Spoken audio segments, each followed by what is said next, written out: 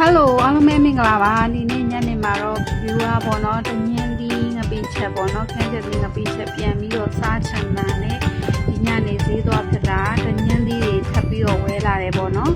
အဲ့တော့တညင်းဒီတွေထပ်ဝဲလာပြီးတော့ပြန်ချက်စားပါအောင်မယ်ရှင်ဒီမှာတခြားလူတွေနဲ့ဝေးညစားလိုက်ရတယ်ဒီမှာဝအောင်မစားလိုက်ရလို့ပေါ့နော်ဒီမှာအရသာထိထိမိမိဝဝလင်းလင်းမစားလိုက်ရလို့ကျွန်မနောက်တစ်ခေါက်ပြန်ချက်စားပါတယ်ရှင်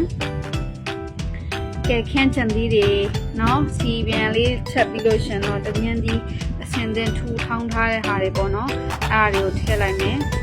ထည့်ပြီးလို့ရှင်တော့ပြူကခဏနှက်ထားလိုက်အောင်ပဲပေါ့နော်တညင်းသီးတဲ့အငန်းလေးနည်းနည်းပပဝင်အောင်ဟုတ်လေ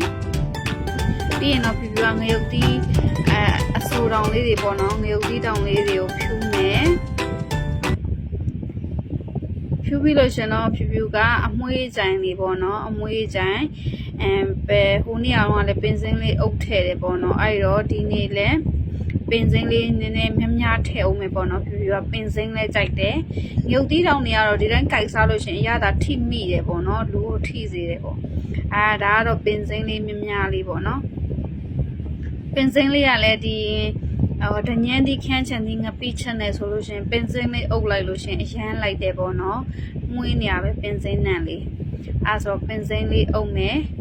ပြီးရင်ဖြူကရှမ်းနံလေးကြိုက်တယ်ပေါ့နော်အဲ့တော့ရှမ်းနံလေးကြိုက်တော့ရှမ်းနံလေးထည့်အောင်မယ်ရှမ်းနံလေးထပ်ထည့်ပေါ့နော်ရှမ်းနံလေးထပ်ထည့်ပြီးလို့ရှင်တော့ဒါဒီအမွှေးကြိုင်အရွက်ကလေးတွေနွမ်းသွားဤသွားပြီဆိုလို့ရှင်တော့ဖြူရဲ့ခန်းချင်ဒီတညင်းဒီငပိချက်ကလေးချလို့ရပြီပေါ့နော်ကဲပြီးရင်တော့ကျွန်မဟိုနေ့ကဈေးရဝယ်လာတာဖန်းခါးသီးတွေပေါ့နော်မေ့နေတာ